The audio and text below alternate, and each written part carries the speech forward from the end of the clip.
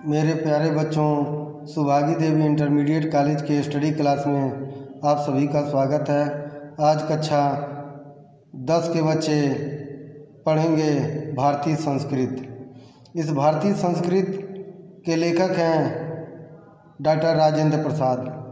Doctor Rajendra Prasad की यह कृत बहुत ही प्रसिद्ध है कि भारतीय संस्कृत के माध्यम से प्रत्येक जनता को भारतीयों की क्या संस्कृति है, यानी इनके रहन सहन के क्या स्थिति है, या भारतीय संस्कृति अन्य संस्कृतियों से किस तरह उच्च है, या एक संस्कृति दूसरे संस्कृति से किस तरह भिन्न है, इन सब की बातों को इस निबंध के माध्यम से बताने का प्रयास किए हैं। तो प्यारे बच्चों, आप लोग पहले भारतीय संस्कृति को देखें।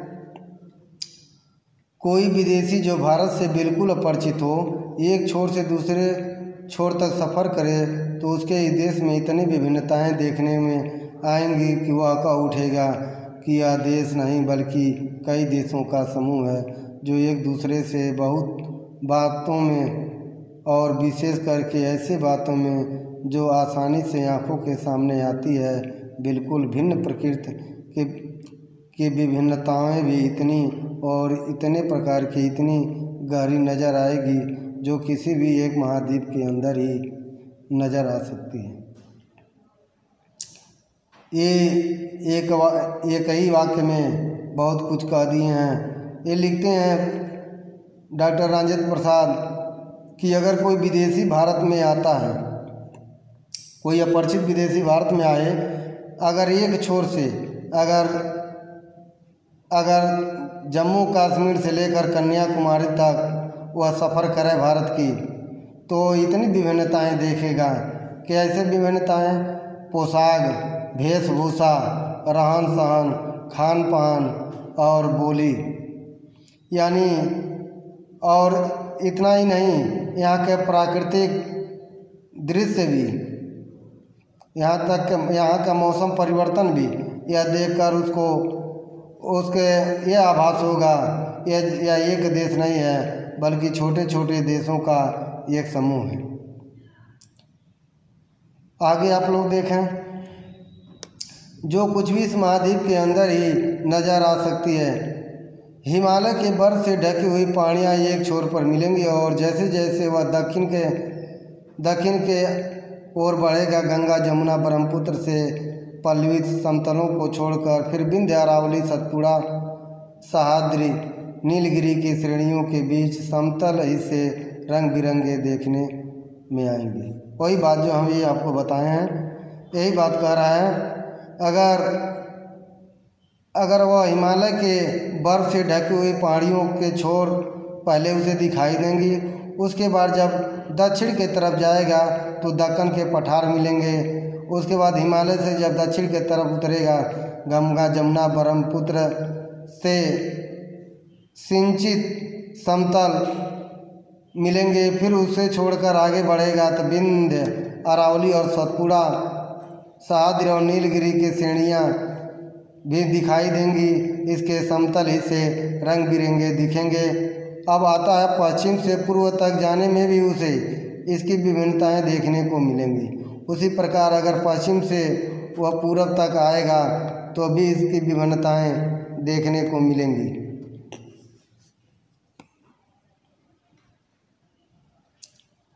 हिमालय की सर्दी के साथ साथ जो साल के कभी भी मनुष्य को गर्म कपड़े से और आग से छुटकारा नहीं देते, समतल प्रांतों की जलती हुई लू और कन्याकुमारी की वह सुखद मौसम जिसमें न कभी सर्दी होती है न गर्मी देखने को मिलेगी।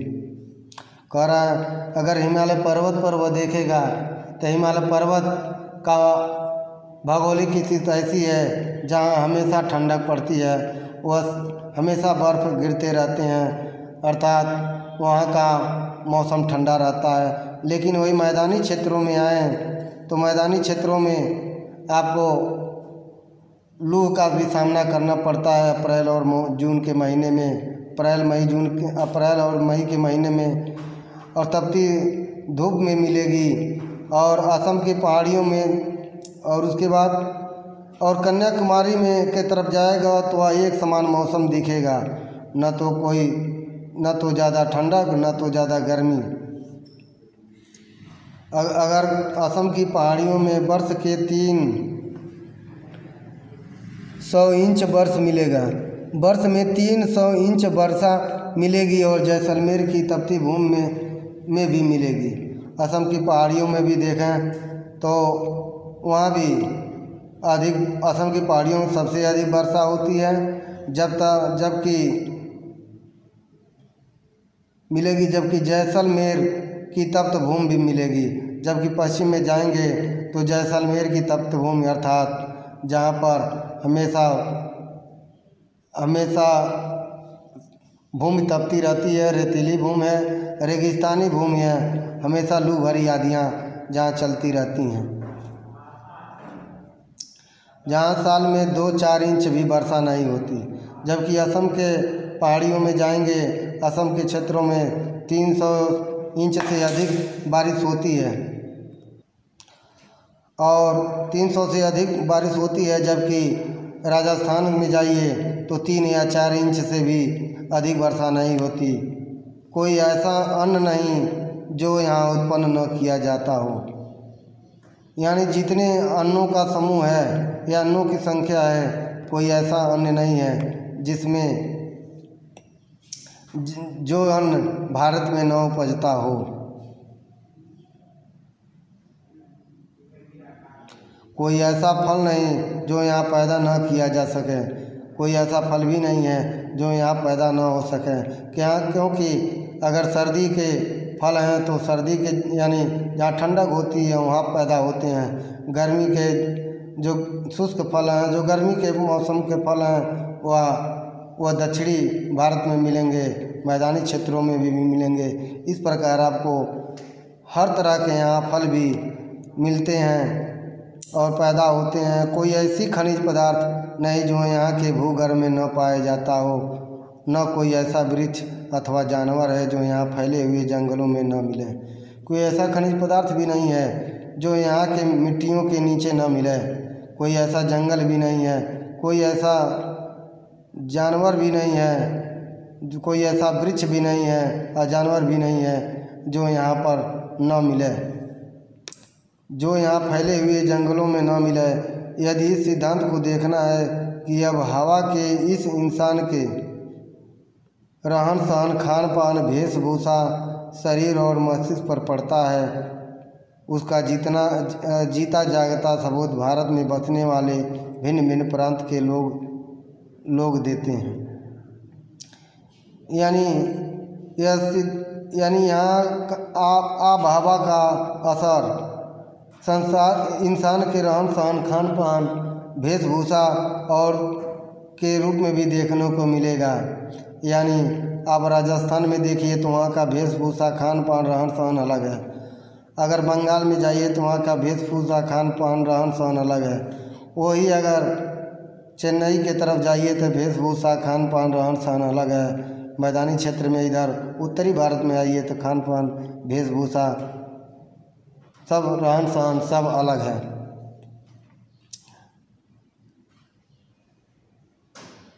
यानी शरीर के मस्तिष्क पर पड़ता है तो उसकी जीता जागता सबूत भारत में बसने वाले भिन्न भिन्न प्रांत के लोग देते हैं। इसी तरह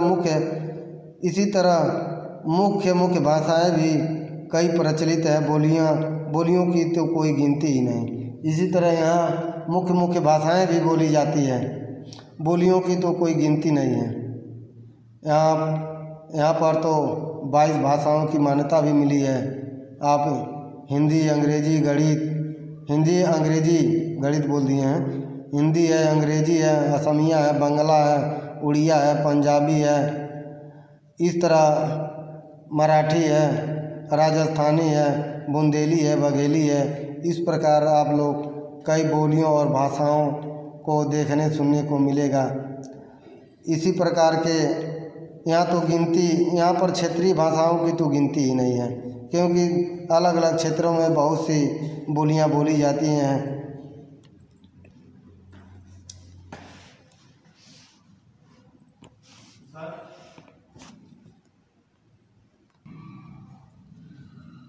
इसी तरह मुख्य भाषाएं भी कई प्रचलित हैं और बोलियों की तो गिनती नहीं क्योंकि यहाँ एक कहावत मशहूर है। यहाँ एक कहावत भी मशहूर है, कोस कोस पर बदले पानी, चार कोस पर बानी। यहाँ एक कहावत बहुत प्रसिद्ध है कि कोस कोस पर बदले पानी, कि एक कोस पर पानी बदल जाता है और चार कोस पर बाणी बदल जाती है, अर्थात बोलियाँ बदल जाती है। भिन्न भिन्न धर्मों के मानने वाले भी जो सारी दुनिया के सभी देशों में बसे हुए हैं, यहाँ भी थोड़ी बहुत संख्या में पाए जाते हैं। और जिस तरह यहाँ की बोलियों की गिनती आसान नहीं है, उसी तरह यहाँ भिन्न भिन्न धर्मों के संप्रदायों की भी गिनती आसान नहीं है। लेखक ये कहना चाह रहा है, यहाँ पर भिन्न भिन्न धर्म को मानने वाले हैं। यहाँ धर्म भी अनेक हैं जो सारी दुनिया के देश से आकर बसे हुए हैं, यहाँ पर रहकर अपने अपने धर्म को मानते हैं, अपने अपने त्योहारों को मनाते हैं। यहाँ बोलियों की भी गिनती नहीं है और यहाँ भिन्न भिन्न धर्मों और संप्रदायों की भी गिनती करना आसान नहीं है। इन विभिन्नताओं को देखकर अगर अपरिचित आदमी घबरा कर कह उठे कि यह एक देश नहीं अनेक देशों का समूह है, इस प्रकार कोई भी अपरिचित घबरा कर कह सकता है कि यह एक देश नहीं है बल्कि अनेक देशों का एक समूह है, अनेक जातियों का समूह है, इसमें आश्चर्य की बात नहीं है। ये भी कह सकता है यहाँ अनेक जातियों का भी समूह है, यह कहने में किसी को आश्चर्य नहीं होगी, क्योंकि ऊपर से देखने वाले को जो गहराई में नहीं जाता, विभिन्नताएं ही देखने में आएंगी। का लेखक ही कहना चाह रहा है, अगर बाहर से देखा जाए, ऊपर से देखा जाए, गहराई में न जाया जाए तो भारत में विभिन्नताएं ही देखने के मिलेंगी, पर विचार करके देखा जाए तो इन विभिन्नताओं की तरह एक ऐसी समता और एकता फैली हुई है जो अन्य विभिन्नताओं को ठीक उसी तरह पिरो लेती है और पिरो कर एक सुंदर समूह बना देती है। लेकिन यहाँ पर विभिन्नताओं में एक ऐसी समता फैली हुई है जो अन्य विभिन्नताओं को ठीक से पिरो करके एक सुंदर समूह बना देती है। जिस तरह मोतियों को एक धागे में पिरो करके एक सुंदर माला बना दिया जाता है, उसी तरह अनेक विभिन्नताओं को पिरो करके समता और एकता द्वारा एक सुंदर समूह बना दिया जाता है। जैसे रेशमी धागे विभिन्न प्रकार की और विभिन्न रंग की सुंदर मणियों अथवा फूलों को पिरोकर सुंदर हार तैयार कर देती हैं। वही उदाहरण दिया जो अभी दिए हैं। जिस तरह रेशमी धागे से विभिन्न प्रकार के सुंदर सुंदर फूलों को और मणियों को गूंथ करके उसमें एक सुंदर हार तैयार किया जाता है, जिसकी प्रत्येक मणि या फूल दूसरों से न तो अलग हैं न हो सकते हैं। जबकि देखा जाए अलग अलग फूल हैं, लेकिन उस धागे से न तो कोई फूल न तो कोई मणि अलग अलग हो सकती है, और न केवल अपनी सुंदरता से ही लोगों को मोहता नहीं, बल्कि दूसरे की सुंदरता से वह स्वयं सुशोभित होता है। जैसे हार अपनी सुंदरता से दूसरों को मोहित नहीं करता है, बल्कि दूसरे की सुंदरता से अपने को मोहित नहीं करता, बल्कि अपनी सुंदरता से दूसरे की सुंदरता से स्वयं सुशोभित होता है। इसी तरह अपनी सुंदरता से दूसरों को सुशोभित करता है। यह केवल एक काव्य की भावना नहीं है, बल्कि एक ऐतिहासिक सत्य है जो हजारों वर्षों से अलग अलग अस्तित्व रखते हुए अनेकानेक जल प्रांतों और प्रवाहों का संगम स्थल बनकर एक प्रगाढ़ और प्रागढ़ समुद्र के रूप में भारत में व्याप्त है। ये कोरी कल्पना नहीं है, बल्कि ऐतिहासिक सत्य है कि हजारों वर्षों से अलग अलग अस्तित्व रखते हुए अलग अलग जलप्रपातों के प्रवाहों की तरह अलग अलग संगम स्थल बनाकर अलग अलग मार्ग से होते हुए समुद्र में आकर एक हो जाता है। उसी तरह अनेक संस्कृतियाँ मिलकर के भारतीय संस्कृति बन जाती है, एक नाम मिल जाता है जिसे भारतीय संस्कृति का नाम दे सकते हैं। इन अलग अलग नदियों के उद्गम भिन्न भिन्न हो सकते हैं। कहा जा रहा है कि नदियों के उद्गम तो भिन्न भिन्न हो सकते हैं और रहे भी हैं, इनकी धाराएं भी अलग अलग बही हैं, और प्रदेश के अनुसार भिन्न भिन्न प्रकार के अन्न और फल पैदा करती हैं, पर सब में एक ही शुद्ध सुंदर स्वास्थ्य और शीतल जल बहता रहता है, जो उद्गम और संगम में एक हो जाता है। जैसे कहने का अर्थ ये है, प्रत्येक नदियों का उद्गम स्थल भी अलग अलग है और उनकी धाराएं भी अलग अलग हैं। उनके क्षेत्रों में फलने फूलने वाले पेड़ और पौधे भी अलग अलग हैं, लेकिन इन सब में एक ही शुद्ध और सुंदर स्वस्थ और शीतल जल बहता रहता है, जो उद्गम और संगम में एक ही हो जाता है।